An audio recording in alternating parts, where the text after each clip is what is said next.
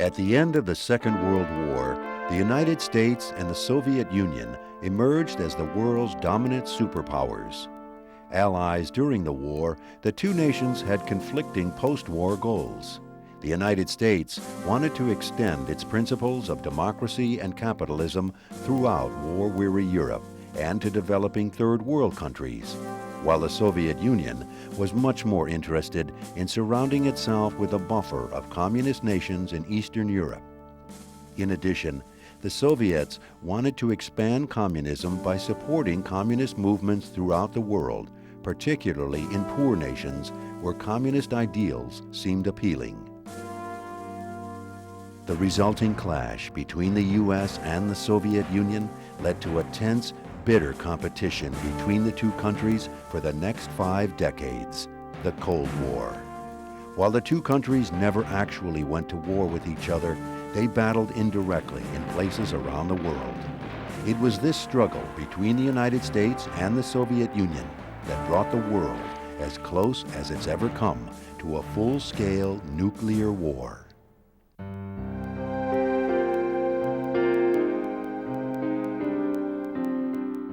Immediately after World War II, the Soviets began to dominate the countries of Eastern Europe, both politically and economically. Communism in the Soviet Union meant that every aspect of people's lives was controlled by the state, and personal freedoms were virtually non-existent. Hoping that post-war Europe would develop according to the ideals of democracy and free enterprise, the U.S. greatly feared the spread of communism. In 1946, former British Prime Minister Winston Churchill warned America and the world that Soviet expansion would not stop at what he called the Iron Curtain, an imaginary line that separated the countries in Western Europe from the countries under Soviet domination in Eastern Europe. U.S. President Harry S. Truman was also worried about the spread of communism around the world and developed the Truman Doctrine, a policy of aiding nations threatened by communist uprisings. The object was not to defeat communism, but to keep it from spreading. This principle would later become known as the containment policy. In addition, in 1948, the U.S. implemented the Marshall Plan, named after Secretary of State George Marshall. It provided economic aid to the war-torn countries of Europe, including Germany. The U.S. wanted to use its economic power to stimulate economic recovery in Western Europe, both out of a belief that this was a humanitarian thing to do to help these people recover from the war, but also out of a strategic belief that economic prosperity in Western Europe would be one way to prevent the triumph of communism in Western Europe.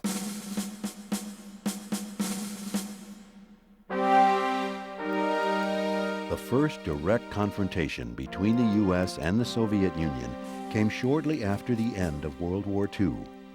The Allies had divided Nazi Germany into 4 parts or zones, each occupied by one of the victors: the U.S., Great Britain, France, and the Soviet Union.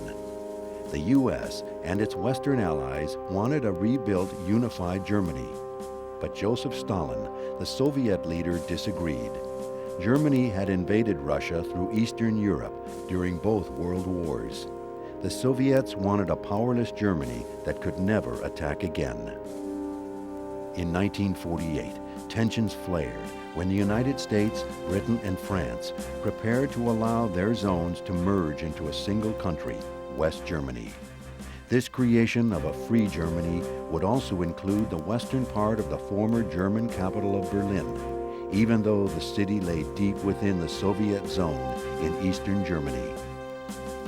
This angered the Soviets, and they reacted by blockading West Berlin, closing all the roads, railway lines, and river routes connecting the city with West Germany. They also shut down power to the non-Soviet sectors of the city. To show the Soviets that the Allies would not abandon West Berlin, President Truman and the Western Allies set up a massive airlift of food, fuel, and other supplies to the over 2 million West Berliners. For almost a year, over 200,000 flights made around-the-clock airlifts until the Soviets finally abandoned the blockade in May 1949, but retained control of East Berlin. There were now two Berlins, East and West, as well as two Germanys.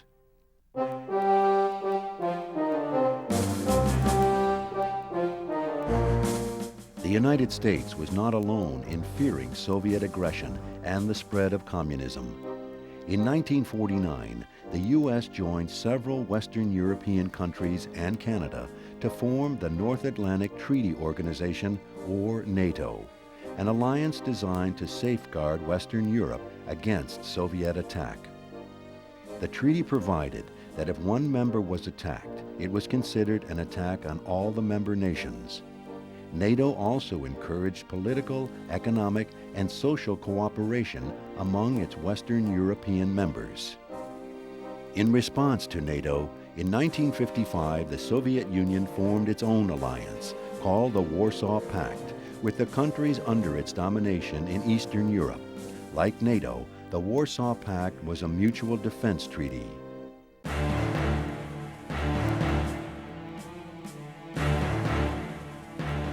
Though Cold War tensions were high, the U.S. felt secure in the belief that it was the only nation on Earth with enough money and the technology to build atomic weapons. But on September 3, 1949, an American B-29 aircraft patrolling the North Pacific detected radioactivity high in the atmosphere. There was only one conclusion: the Russians had successfully tested an atomic bomb. President Truman's announcement of the news sent a shockwave through the United States and Western Europe. Now that the Soviet Union had the bomb, a nuclear arms race began between the superpowers. It would continue for the next 40 years, with the U.S. and the Soviet Union locked in a bitter and dangerous contest to develop weapons of mass destruction. Soon after the Soviets tested the atomic bomb, the U.S. suffered another shock. Chinese leader Chiang Kai-shek, whose government had been friendly to the U.S., was overthrown by Chinese communists led by Mao Zedong. Between China and the Soviet Union, a large portion of the world's population was now communist. Not long after the communist takeover of China, the U.S. policy of containment faced its first military test. After World War II, the Korean Peninsula had been divided into two sectors. The North was governed by communists who were supported by the Soviet Union. The U.S. backed anti-communist South Korea. In June 1950, North Korean soldiers invaded the South. Fearing further spread of communism, President Truman sent U.S. troops to Korea under the flag of the United Nations. During the first few months of the war, the U.S. and United Nations troops drove the communists back into North Korea. But with aid from China, the North Koreans again advanced to the south and for 3 years fought along the border between the two countries. The war eventually ended in a stalemate, with both sides retaining control of almost the same territory they had before the war. The United States and its allies, however, had shown they were willing to fight to prevent communist expansion. The Korean War only underlined the continuing tensions between the U.S. and the Soviet Union. Then, in 1957, Russia launched a rocket that put Sputnik, the world's first artificial satellite, into orbit around the Earth. To many Americans, it was an alarming development. They feared that the Soviets were capable of reaching the United States with rocket-launched missiles. The United States had believed that its technological prowess that had created the vast war materials of World War II and then had invented the atomic bomb and the hydrogen bomb were its ultimate defenses against the Soviet Union. And with Sputnik, it seemed that the Soviet Union had now not only stolen the secret weapon of scientific prowess, but was now supreme in this area. So that was a tremendous blow to American self-confidence. Responding to Sputnik in 1958, the U.S. government created the National Aeronautics and Space Administration, NASA, to build an American space program. Many Americans expressed alarm that the U.S. was falling behind in the nuclear arms race. Citizens and government officials alike feared that American peace, prosperity, and freedom were at stake. Families built bomb shelters, and children were taught in school to duck and cover in the event of nuclear attack. On May 1, 1960, just as the U.S. and the Soviet Union prepared to meet to discuss reducing tensions, the Russians announced they had shot down an American U-2 plane over their territory. After first denying the plane's real mission, President Dwight D. Eisenhower was forced to admit that the U.S. had been accumulating information on the status of Soviet arms through the use of ultra-secret spy planes. Nikita Khrushchev, the Russian head of state, stormed out of the summit meeting in Paris before it even began, dashing hopes for an agreement on curbing the arms race.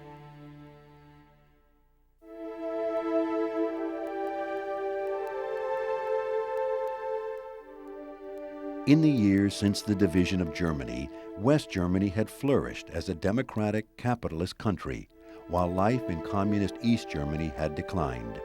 As a result, between 1949 and 1961, 3 million East Germans fled to West Germany, mainly through West Berlin. Angered and embarrassed by the loss of so many people, the Soviets had East German soldiers begin erecting a barbed wire fence along the border between East and West Berlin in 1961. Soon, the wire was replaced by concrete, and the Berlin Wall quickly became one of the most powerful symbols of the Cold War, concrete evidence of the Iron Curtain.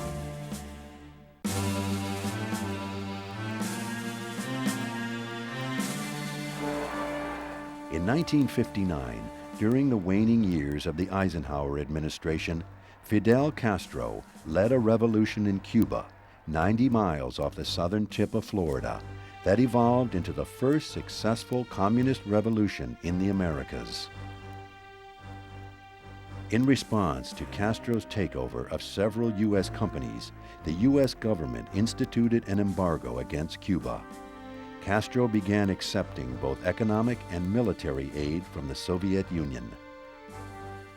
In 1960, President Eisenhower approved a secret plan to have the CIA train and arm Cuban exiles, people who had fled Cuba after the Castro Revolution, to overthrow Castro and end communism in Cuba. After Eisenhower left office, President John F. Kennedy approved the invasion. On April 17, 1961, the American Navy landed a group of about 1,500 Cuban exiles in the Bay of Pigs on the south coast of Cuba. At the last minute, President Kennedy canceled U.S. air support in an attempt to conceal U.S. backing of the invasion, and without air support, the invasion collapsed. In the summer of 1962, to help protect Castro's communist regime, Soviet leader Nikita Khrushchev secretly began building intermediate-range ballistic missile launchers in Cuba. Missiles with atomic warheads launched from Cuba could reach American cities within minutes.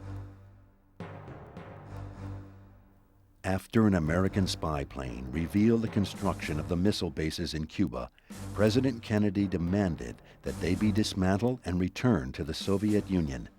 The U.S. Navy blockaded the island so that ships potentially carrying missiles would be intercepted. Armed warships were there manning the line, and every day Soviet freighters carrying missiles would get closer and closer. Were they going to turn back? Would they try to break through the line? Would war break out? It was genuinely, people were frightened, and with every reason. It shall be the policy of this nation to regard any nuclear missile launched from Cuba against any nation in the Western Hemisphere as an attack by the Soviet Union on the United States, requiring a full retaliatory response upon the Soviet Union. That autumn, the entire world watched and waited as Soviet ships steamed toward Cuba. American ships stood ready to attack. On October 24th, convinced that the U.S. Navy would not back down, the Soviet ships turned back. Several days later, Khrushchev officially backed down. In exchange for a U.S. pledge not to invade the island and Kennedy's secret pledge to withdraw missiles from Turkey, the Russians agreed to dismantle their missiles in Cuba. The Cuban Missile Crisis was as close to nuclear war as the world had ever come. Soon, Khrushchev and Kennedy agreed to stop testing nuclear weapons in the atmosphere, the first significant agreement between the two sides since the end of World War II. But hopes for more progress faded when Kennedy was assassinated in 1963. Khrushchev was removed as the Soviet leader in 1964, partly because of the humiliation of the Cuban Missile Crisis.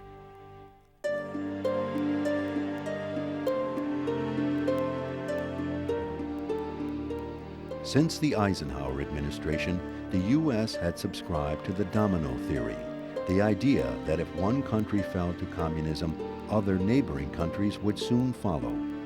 This fear of a communist chain reaction was the driving factor behind much of the United States foreign policy during the Cold War. The situation in Southeast Asia was a perfect example. Between 1961 and 1973, American troops fought in Vietnam, trying to prevent communist-controlled and Soviet-supported North Vietnam from invading and overtaking U.S.-backed South Vietnam. The thinking was that if Vietnam became communist, all of Southeast Asia would be under threat.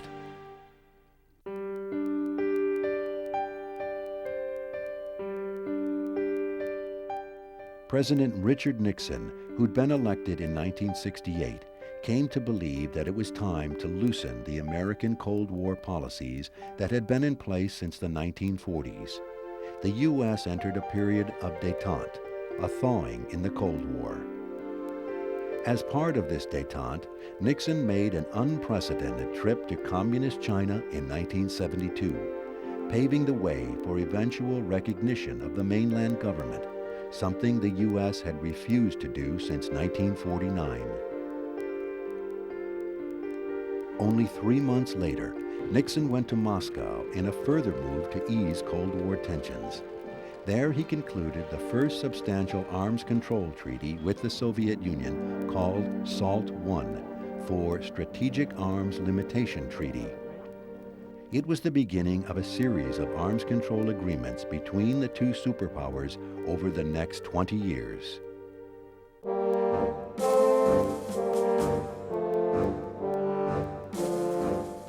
Elected in 1981, President Ronald Reagan revived the black and white rhetoric of the Cold War, often referring to the Soviet Union as the evil empire.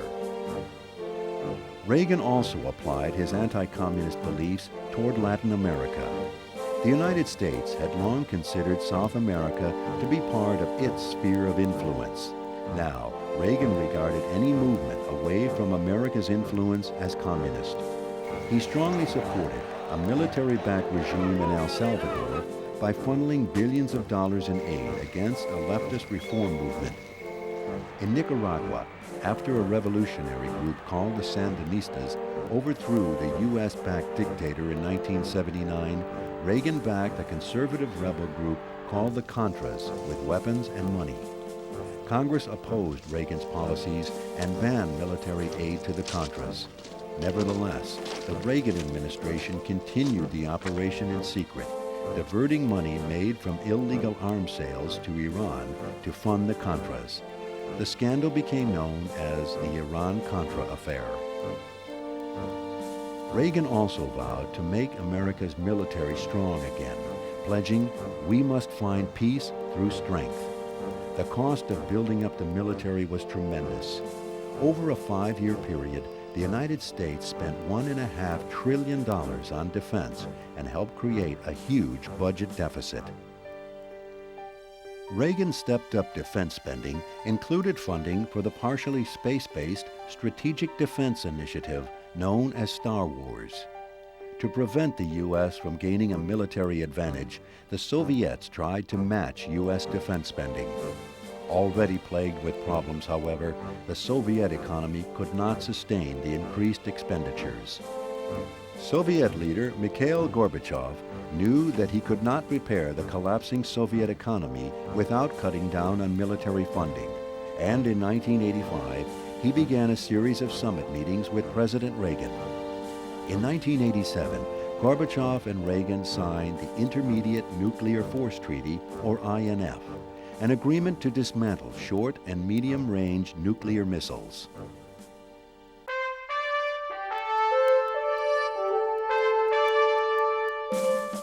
In 1987, President Reagan visited an economically vibrant West Berlin.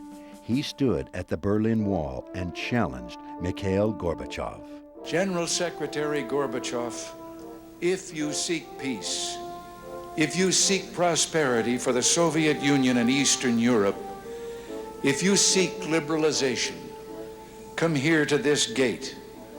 Mr. Gorbachev, open this gate.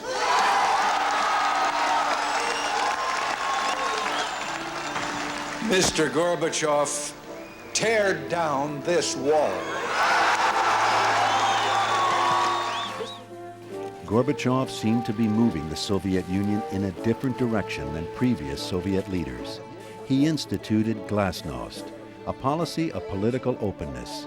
Under glasnost, people could speak openly about problems in the Soviet Union, and Gorbachev instituted perestroika, a restructuring of the outdated and failing Soviet economy. Perestroika allowed for limited free enterprise in Russia.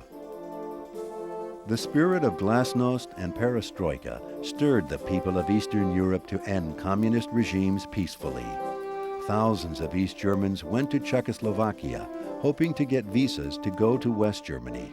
Then East Germany, the most rigid and tightly controlled of all the Eastern European countries, began to stir. First, the East German leader was forced out of office, and then his successor ordered the opening of the Berlin Wall on November 9, 1989. Days later, dismantling of one of the most infamous symbols of the Iron Curtain began. Within a year, Germany was reunited under a democratic government. President Gorbachev's efforts to keep the Soviet Union intact failed, and by the end of 1993, his successor, Boris Yeltsin, had overseen the dissolution of the Soviet Union into 15 separate nations. The Cold War was over.